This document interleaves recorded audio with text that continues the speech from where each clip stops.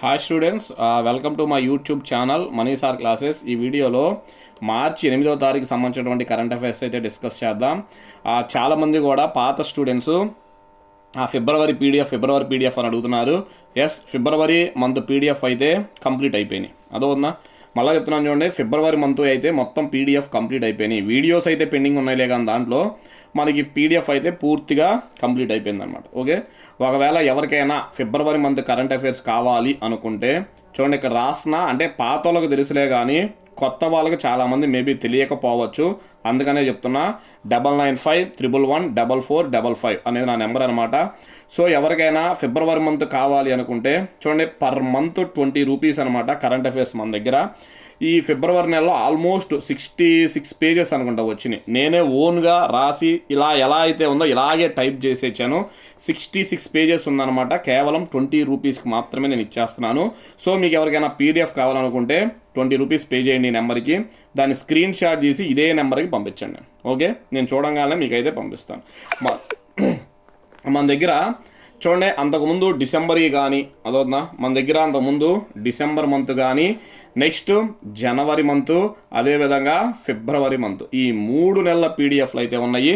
ఎవరికైనా కావాలంటే 3 ఒకేసారైనా తీసుకోవచ్చు. Okay, thank you. ఇంకా మనం వీడియోలోకి అయితే వెళ్ళిపోదాం. చూడండి, current affairs first bit. TV వార్తా ఛానళ్లకు టీఆర్పీలను వెంటనే ఆపండి అని ఎవరు ఆదేశించారు అంట. చూడండి, టీవీ వార్తా ఛానళ్లకు టీఆర్పీ రేటింగ్లను వెంటనే ఆపండి అని ఎవరు ఆదేశించారు అంటే కేంద్ర ప్రభుత్వం ఆదేశించింది. ఎవరు? కేంద్ర ప్రభుత్వం. టీవీ వార్తా ఛానళ్లకు టెలివిజన్ రేటింగ్ పాయింట్లు, టీఆర్పీ అంటే ఏంటిది? టెలివిజన్ రేటింగ్ పాయింట్లు తెలియజేసే ప్రక్రియను తక్షణం నిలిపివేయవలసిందిగా కేంద్ర ప్రభుత్వం బార్క్ను కోరింది, బార్క్ను ఆదేశించింది. బార్క్ అంటే ఏంటి? చూడండి, బ్రాడ్కాస్ట్ ఆడియన్స్ రీసెర్చ్ కౌన్సిల్ అంటారు. బార్క్ను అయితే ఆదేశించింది. 4 వారాలు లేదా తదుపరి ఆదేశాలు జారీ అయ్యేదాకా టీఆర్పీలను నిలిపి ఉంచాలని స్పష్టం చేసింది. చూడండి, 4 వారాలు కానీ లేదా నెక్స్ట్ మేము చెప్పే వరకు కానీ వీటిని ఆపేసేయండి అని చెప్పింది.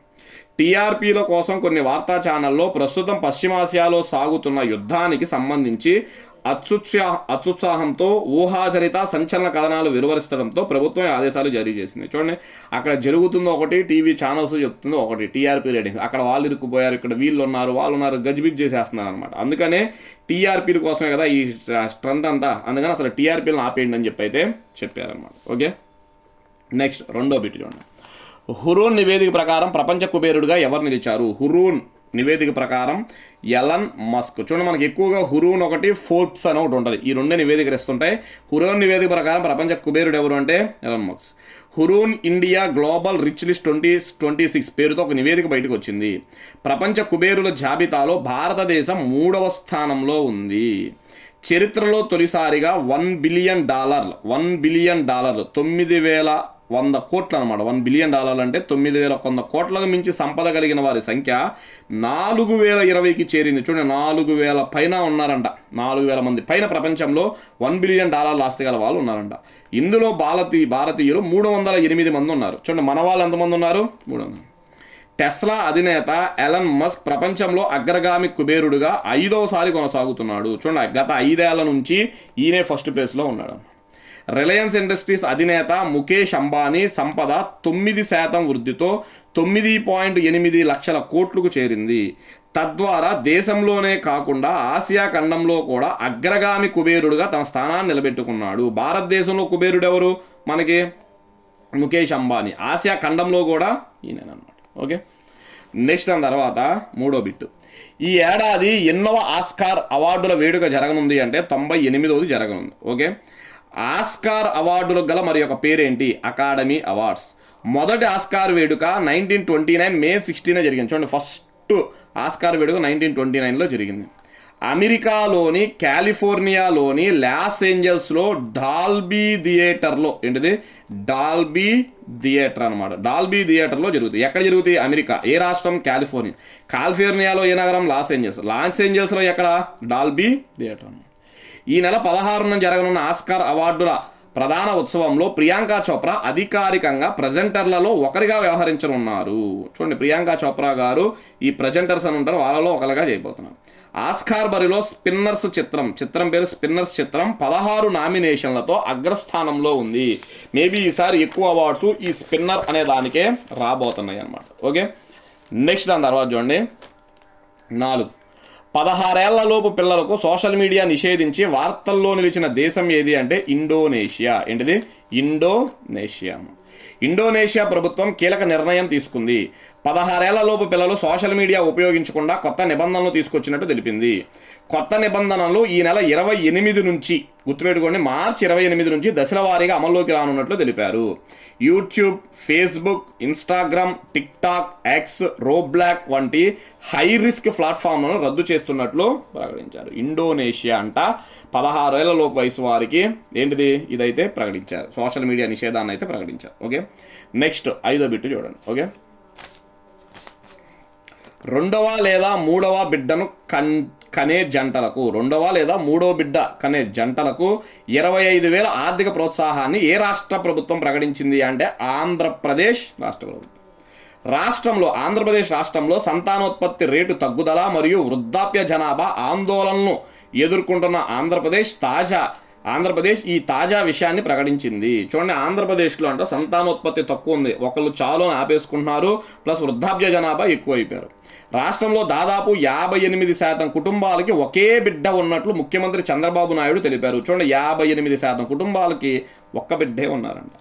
ఆంధ్రప్రదేశ్ మొత్తం సంతానోత్పత్తి రేటు ప్రస్తుతం 1.5 అని, ఉండవలసిన 2.1 కంటే చాలా తక్కువ ఉన్నట్టు చెప్పారు. చూడండి, సంతానోత్పత్తి 1.5 ఉండాలి, 1.5 ఉందంట. యాక్చువల్గా ఎంత ఉండాలి?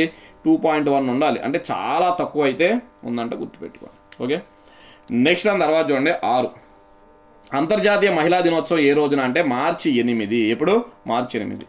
చూడండి, చాలా ఇంపార్టెంట్ థీమ్స్ చదువుకోవాలి. నేను ప్రతిరోజు కూడా థీమ్ చెప్తానే ఉన్నా. ఇంటర్నేషనల్ ఉమెన్స్ డే యొక్క థీమ్ ఏంటి అంటే digital innovation and technology for gender equality. Digital innovation and technology for gender equality. లింగ సమానత్వం మరియు మహిళా సాధికారతను ప్రోత్సహించడం కోసం ఈ రోజును జరుపుతారు. 1909లో మొదటిసారి దీనిని అమెరికాలో జరిపారంట. ఇంటర్నేషనల్ ఉమెన్స్ డేని 1909లోనే జరిపారంట. ఓకే, నెక్స్ట్ దాని తర్వాత చూడండి 7వ బిట్. నేపాల్లో ఏ పార్టీ విజయం దిశగా దూసుకెళ్తుంది అంటే రాష్ట్రీయ స్వతంత్ర పార్టీ, ఆర్ఎస్పి అంటారు. రాష్ట్రీయ స్వతంత్ర పార్టీ. నేపాల్ దేశంలో యువనేత బాలేంద్ర షా నేతృత్వంలోని రాష్ట్రీయ స్వతంత్ర పార్టీ విజయం వైపు దూసుకెళ్తుంది. 4 సార్లు నేపాల్ ప్రధానిగా పనిచేసిన కేపీ శర్మా ఓలీ నవతరం నాయకుడు జెన్జీ నేత అయిన బాలేంద్ర షా చేతిలో ఘోర పరాజయాన్ని చూశాడు. చూడండి, 4 సార్లు ప్రధాని అయిన ఈయన కొత్తగా వచ్చిన ఒక యువనేత చేతిలో ఈయన ఏమయ్యాడు? చవి చూశాడు, ఓడిపోయాడంట. నేపాల్లోని జోపా 5 నియోజకవర్గంలో కేపీ శర్మా ఓలీని ఆర్ఎస్పీ పార్టీ అభ్యర్థి బాలేంద్ర షా 50,000 ఓట్ల తేడాతో ఓడించాడు. చూడండి, ఎక్కడైతే కేపీ శర్మా ఓలీ వేశాడో అక్కడ నుండే ఈయన కూడా నామినేషన్ వేసి ఆయన మీదే పోటీ చేసి ఆయన మీద 50,000 మెజార్టీతో గెలిచాడు అంటే అది మామూలు విషయం అయితే కాదన్నమాట. ఓకే, నెక్స్ట్ చూడండి 8వ బిట్. కళాకారులకు ప్రోత్సాహం అందించేందుకు ఏ రాష్ట్ర ప్రభుత్వం 2025కు గాను గద్దర్ సినీ పురస్కారాలను ప్రకటించింది అంటే తెలంగాణ. గద్దర్ గారి పేరు మీద ఆయన్ని గౌరవిస్తూ పురస్కారాలను అయితే ప్రకటించారు. జ్యూరీ చైర్మన్, ఈ అవార్డ్స్ ప్రకటించడానికి జ్యూరీ ఉంటుంది అనమాట. ఆ జ్యూరీ చైర్మన్ మణిశర్మ ఆధ్వర్యంలోని సభ్యులు వీటిని వీక్షించి ఎంపిక చేశారు. ముందుగా Telangana film development corporation chairman Dil Raju సమక్షంలో విజేతల వివరాలను ఉప ముఖ్యమంత్రి బట్టి విక్రమార్కకు అందజేశారు. ఆయన మీడియాకి రిలీజ్ చేశారనమాట. ఏడాది వేడుకలు హైటెక్స్, ఈ ఏడాది అనమాట. ఈ ఏడాది వేడుకలను హైటెక్స్ వేదికగా మార్చి 19న ఉగాది పండగ రోజు అంగరంగ వైభవంగా నిర్వహించనున్నారు.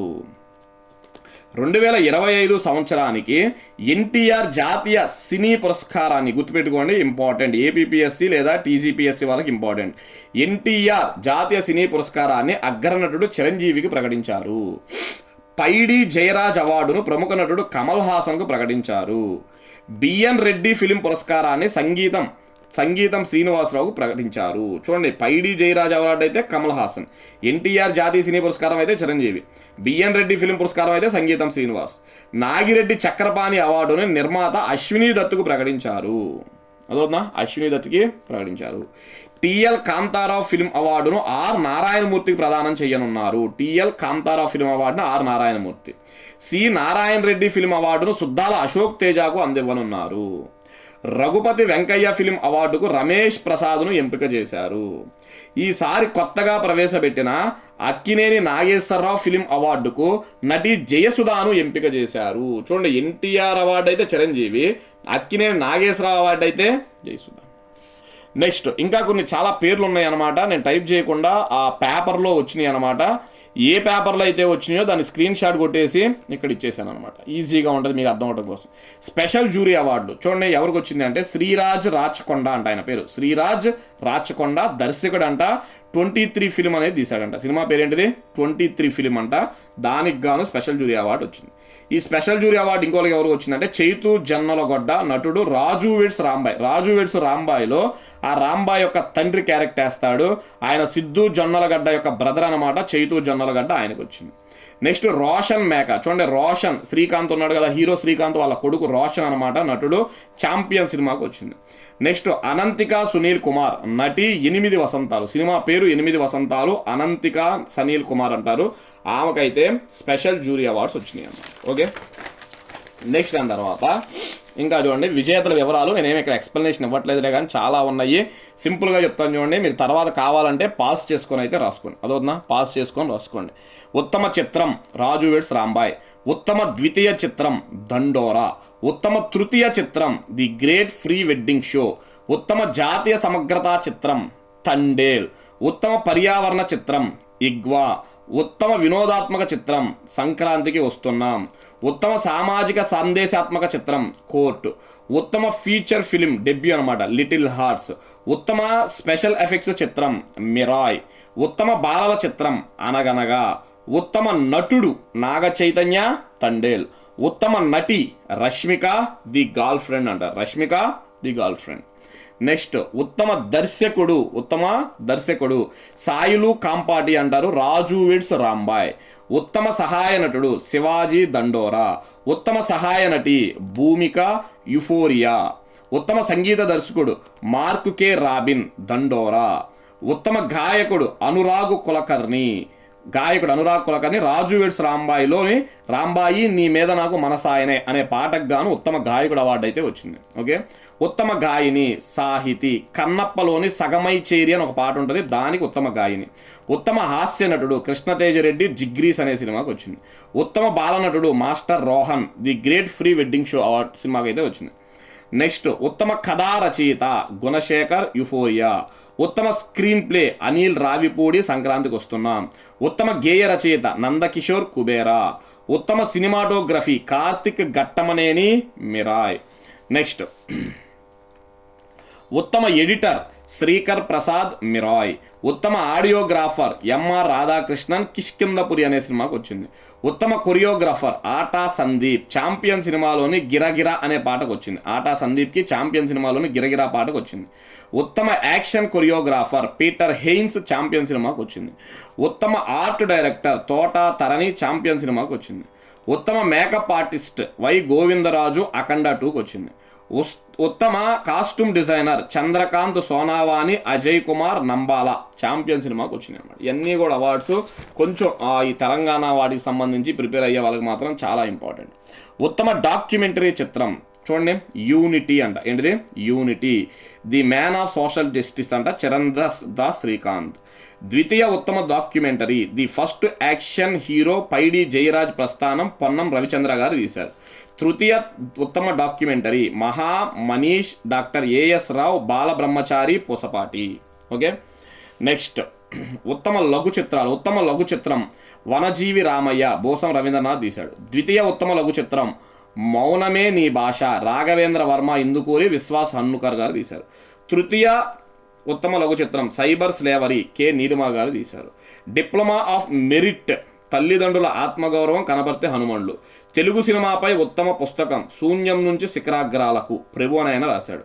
ఉత్తమ సినీ విమర్శకుడు హెచ్ రమేష్ బాబు. ఎవరు? హెచ్ రమేష్ బాబు అన్నమాట. ఓకే, ఇవి స్టూడెంట్స్ మనకి ప్రధానంగా మనకైతే ఈ రోజుకి సంబంధించింది. ఓకే, ఈ రోజే 9వ తారీఖు కూడా వీడియో అయితే చేసేస్తా చూడండి. ఈ 2 days సరిగ్గా రాకపోవడానికి కారణం ఏంటంటే ఆ ఫిబ్రవరి నెల ఉన్నాయి చూసారా, అవి కంప్లీట్ చేయడానికి నాకు కొంచెం ఎక్కువ టైం పట్టిందనమాట. అందుకే రాలే. మళ్ళీ ఇవ్వాలి 9వ తారీఖు సంబంధించినటువంటి కరెంట్ అఫైర్స్ వీడియో కూడా అప్లోడ్ చేసేస్తాను, మీరైతే చూడండి. చాలామంది సపోర్ట్ చేస్తున్నారు, థ్యాంక్ యూ సో మచ్. ఇంకా ఎవరికైనా పీడిఎఫ్లు కావాలంటే మాత్రం నాకు మెసేజ్ చేయండి. అదవుతుందా, నాకు మెసేజ్ చేసినట్లయితే చాలామంది ఫోన్స్ చేస్తున్నారు, ప్లీజ్ కలిసి అంటే మీరు ఫోన్లు చేసే సమయానికి వీడియో చేస్తుండొచ్చు, లేదా క్లాసులు చెప్తా ఉంటాను నేను బయట ఇన్స్టిట్యూట్స్లో క్లాసులు చెప్తా, మార్నింగ్ సెక్షన్ ఈవినింగ్ సెక్షన్, అది చేస్తూ ఉండొచ్చు. అదవుతుందా. సో నేను కొన్నిసార్లు ఎత్తలేని పరిస్థితి అనమాట. మళ్ళీ మీరు ఫోన్ చేసి సార్ ఎత్తట్లేదు అనుకోవద్దు, నాకు వాట్సాప్ చేయండి, నేను చూసిన వెంటనే మీకు రిప్లై అయితే ఇస్తా. Okay, thank you.